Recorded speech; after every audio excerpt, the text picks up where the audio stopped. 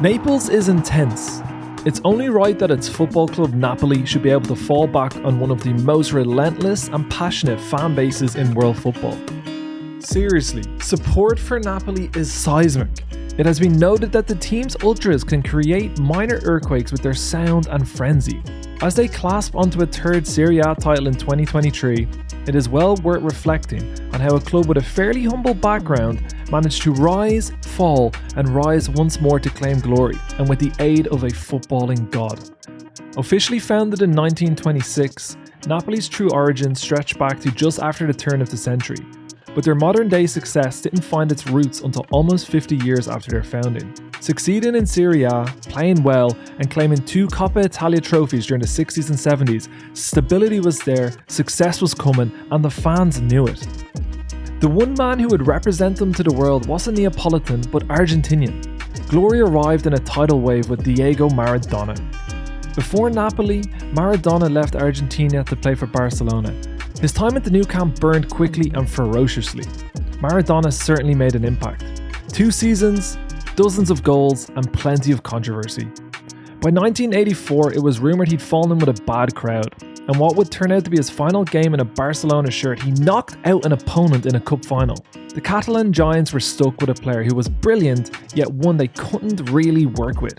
It just so turned out that he was perfect for Napoli, even if everything it took to bring him to Naples was far less than perfect. As Napoli's ownership fought with Barcelona to secure an agreement for Maradona's transfer, the city itself was entering economic turmoil. Through a bunch of backroom handshakes and deals, Napoli managed to get the financing of around 13 billion Italian lira at the time to land Maradona.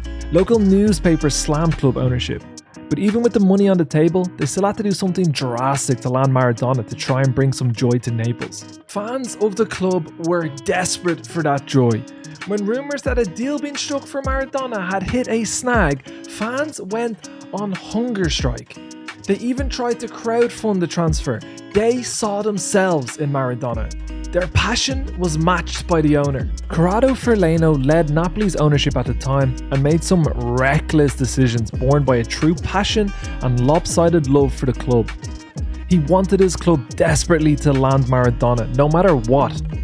His political manoeuvring had put the living legend in front of them, and his sly moves brought him in. With a huge deal on the cards, time was running out to register Maradona before a transfer deadline. Furlano says he instructed his staff to file a fake contract with Serie A offices to meet the deadline. They did so and replaced it with the real one. Serie A just so happened to not blink at this, and Maradona arrived in Naples. One newspaper even made it clear that despite the lack of mayor, houses, schools, buses, employment and sanitation, none of this matters because we have Maradona. Like the citizens of Napoli, Maradona was passionate. Like the public that adored him, he was vulnerable. Like his faithful ultras, he was imperfect. Maradona was a true son of Naples. In a city where he could do no wrong, his reckless behaviour only increased. Rumours emerged that he had fell in with the local mafiosa, that he had snorted drugs in the Pope's bathroom, and then he demanded the Pope sell the riches of the Vatican to fund poverty relief in Naples. Despite all of that, Maradona was still Maradona. He dragged Napoli to great triumphs while fighting his great demons. His legendary football talent propelled Napoli to their first ever Scudetto in 1987, splitting the historic dominance of AC Milan and Juventus. The year before he had won the World Cup with Argentina, Naples exploded with adoration of a god that genuinely walked among them in the form of Maradona. Fans mobbed him, and he even taught his young daughter to curse the name of Juventus. Maradona was everyone's son, brother, boyfriend, and best friend. In the viciously poor slums of Naples, only one person came close to Maradona when placed on a pedestal: the Virgin Mary. Fans would do anything for him. They would sell anything to have a chance to see him. He was more than a footballer and more than a legend. He was Naples, and a manifestation of a social force that Naples direly needed. Maradona represented a hammer of the Italian southern poor against the uncaring riches of the north. Napoli's success continued. They added another Coppa Italia, a UEFA Cup triumph over Stuttgart, and another Scudetto. Ultimately, Maradona's passion for the Neapolitan struggle, as well as a city that would gift him his desires, proved to be his downfall. Maradona, a god, was still mortal, still just as vulnerable as his fans. Maradona couldn't keep up with the drug culture in Napoli. He missed flights and transport due to narcotic binges. He was being eaten alive by his desire for nightlife and fun, and the city was willing to do anything for him, even stopping their support for their national team.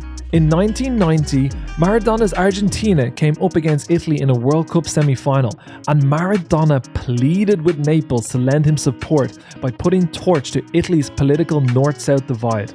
I don't like the fact that now everybody is asking Neapolitans to be Italian and to support their national team. Naples has always been marginalised by the rest of Italy. It is a city that suffers the most unfair racism, is what Maradona said prior to the game. Argentina would beat Italy before losing to Germany in the final, and Maradona was hounded for his comments by a ruthless press reaction. He was voted as Italy's most hated figure in history, and his career took a nosedive as his behaviour caught up with him.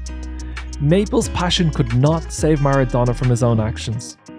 In 1991, he was hit with a 15-month ban due to a failed drug test. After arriving to Rapture, Maradona left Napoli in disgrace. His last triumph, the 1990 Supercoppa, would turn out to be the start of a long stint away from success. Everything had caught up with him, and far too quickly. Napoli persevered, with the likes of Daniel Fonseca, Gianfranco Zola, Careca, and Fabio Cannavaro at the club. They reminded hope for the future. By 1995, they had all left. Not even a decade had passed before Napoli sank. In 1998, they fell to Serie B after winning just 2 games all season. And while they bounced back, it would be temporary. Naples had never once lost hope, but it was fading. A €70 million debt forced Napoli to declare bankruptcy in 2004. The hope of the city glimmered, and Napoli were restored to the 3rd division of Italian football by film producer Aurelio De Laurentiis, who had a vision of bringing the side back to its former glory. By 2007, Napoli were back in the top tier. By 2010, they had qualified for Europe. New legends were being forged in Naples. Both Edison Cavani and Gonzalo Higuain would match a Maradona feat of becoming the Serie A's top goal scorer. Lorenzo Insigne surpassed the Argentinian great on Napoli's scoring charts. Dries Mertens, signed in 2013, would eventually become the club's all-time goal scorer. Marek Hamsik, signed in 2007, would play for the club until 2019 and make 520 appearances in the Sky Blue. Jose Callejon, Peter Zielinski, and Kalidou Koulibaly would become icons in their own rights. Through these names and more, Napoli forged their road back to the top. In 2011, they finished second in Serie A. They had their heroes once again. They had found it in themselves to win, and win without Maradona. Under the guidance of coach Maurizio Sarri, Napoli continued to impress. In 2018, they came so close to dethroning Juventus once again, agonizingly missing out on a title by just 5 points. A few years later, with Carlo Ancelotti at the helm, they missed out yet again, runners-up to Juventus. True believers in Naples would always hold out hope that the glory days would return. The more cynical would say they shot for the stars and they missed. They could have had it all with steady progress if they hadn't been eroded by passion. Just like Maradona, Naples will only do it their way. In 2020, Maradona passed away. Grief-stricken, Napoli went to further measures to honour their greatest hero. In the year 2000, 20 years before Maradona's death, the club retired his number 10 shirt. That itself is the highest of honours. But Naples had something greater in mind. They now play their games in the Stadio Diego Armando Maradona.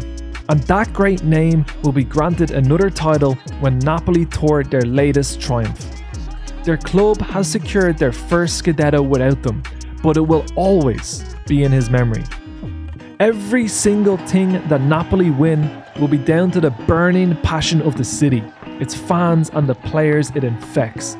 Every single thing that was once embodied by Maradona that still lives on in the spirit of Naples.